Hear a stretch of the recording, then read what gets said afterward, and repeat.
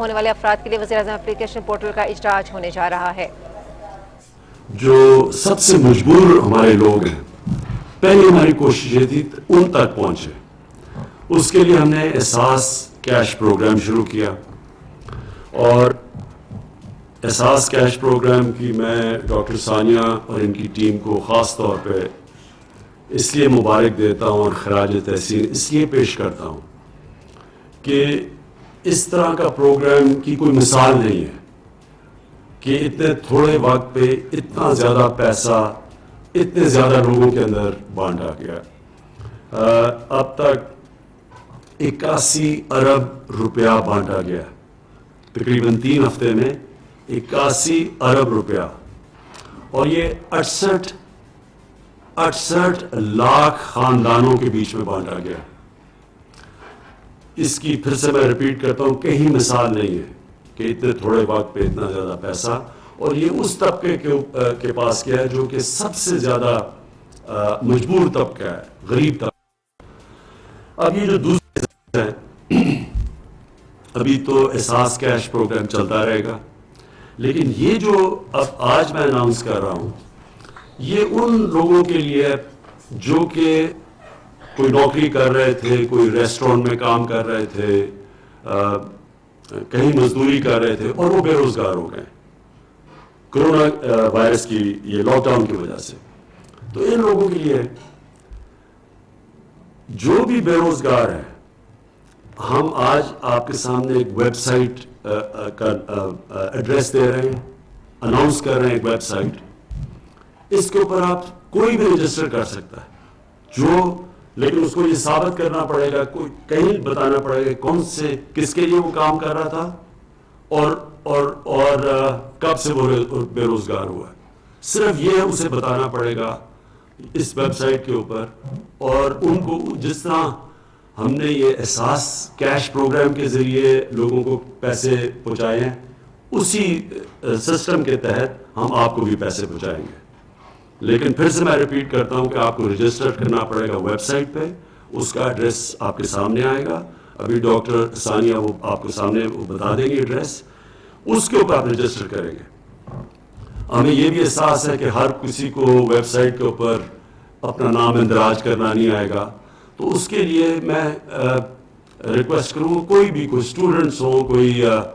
گھر میں لوگ ہوں جن کو اندراج کروانا آتا ہے وہ کر سکتے ہیں۔ میں اپنی ٹائیگر فورس جو کہ ہماری اس وقت 10 لاکھ سے زیادہ ہے، ان کو بھی میں کہوں گا کہ ہر یونین کونسل کے اندر آپ بھی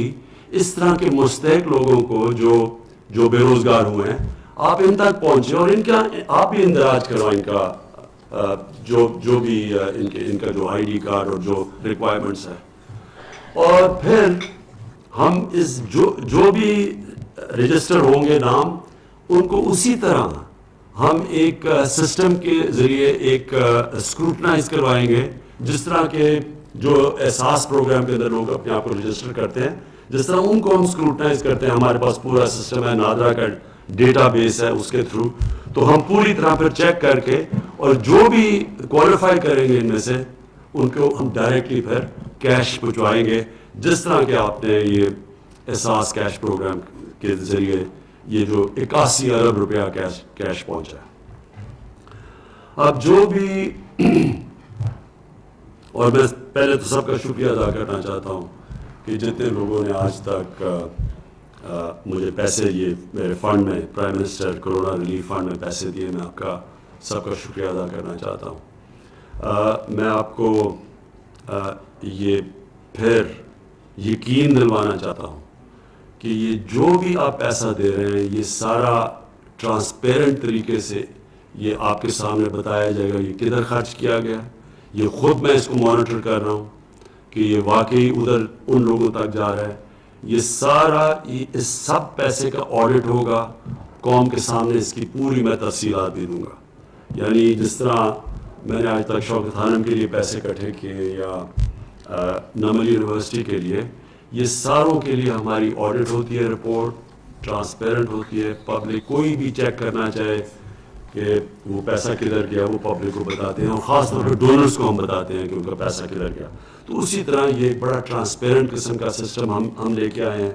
آپ کو جو بھی آپ کا پیسہ آئے گا، پہلے تو آپ کو یہ یقین دلاتا ہوں کہ یہ ایک ٹرانسپیرنٹ طریقے سے لوگوں تک دیا جائے گا اور اس کی پھر پوری آڈٹ ہوگی۔ دوسری چیز اس پروگرام کی جو خاص بات ہے وہ یہ کہ جو بھی آپ پیسہ دیں گے اس فنڈ کے اندر، اس کا 4 گنا پیسہ اس سے زیادہ گورنمنٹ دے گی اس فنڈ کو، یعنی کہ 1 روپے اگر آپ دیں گے تو 4 روپے گورنمنٹ دے گی اس فنڈ کے اندر، جو کہ یہ جائے گا ان لوگوں کو جو بے روزگار ہوئے۔ اس کا مقصد کیا ہے کہ ہم زیادہ سے زیادہ لوگوں تک پہنچ سکیں، کیونکہ ہمیں پتہ ہے کہ بہت زیادہ لوگ متاثر ہوئے ہیں یہ لاک ڈاؤن کی وجہ سے۔ تو یہ جو اس فنڈ کا مقصد ہی یہ ہے کہ ہم زیادہ سے زیادہ لوگوں تک پہنچ سکیں۔ اور پھر یہ بھی میں آپ سب کو سمجھانا چاہتا ہوں کہ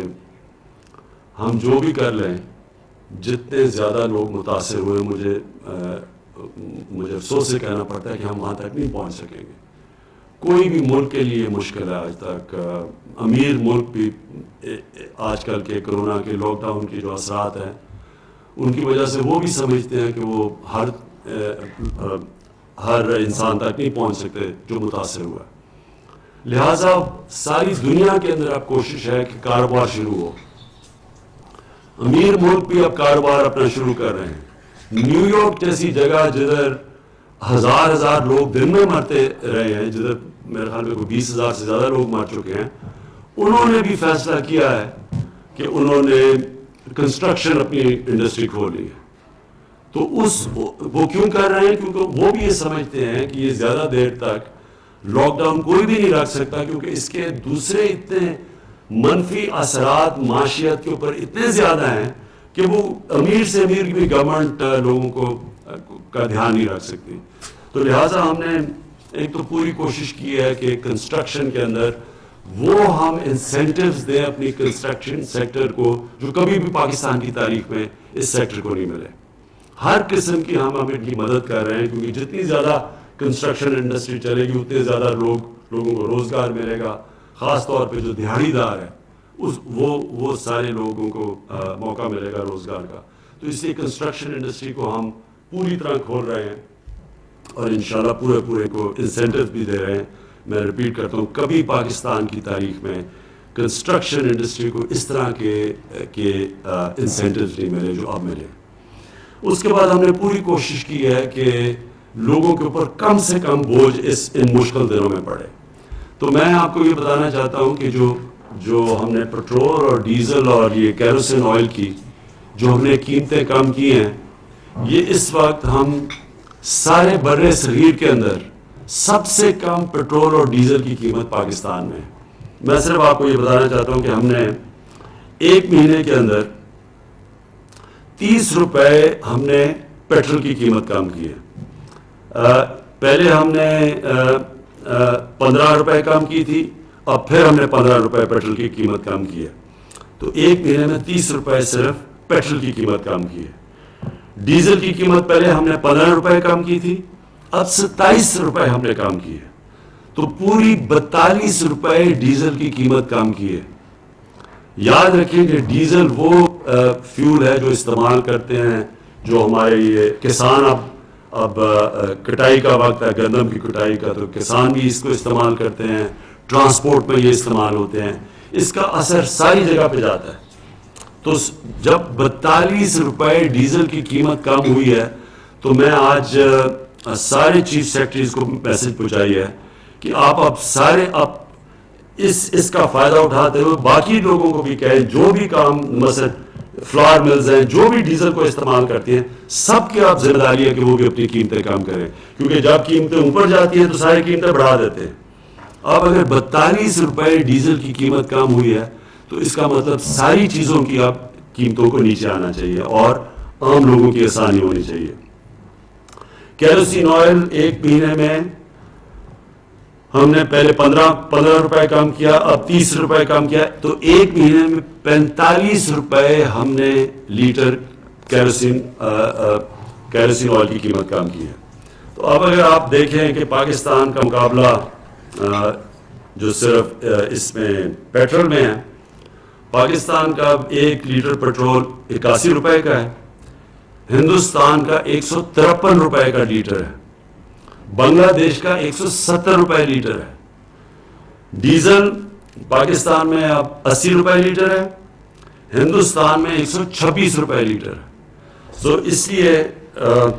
مجھے یہ بڑی خوشی ہوتی ہے کہتے ہوئے کہ گورنمنٹ نے یہ نہیں کوشش کی کہ جب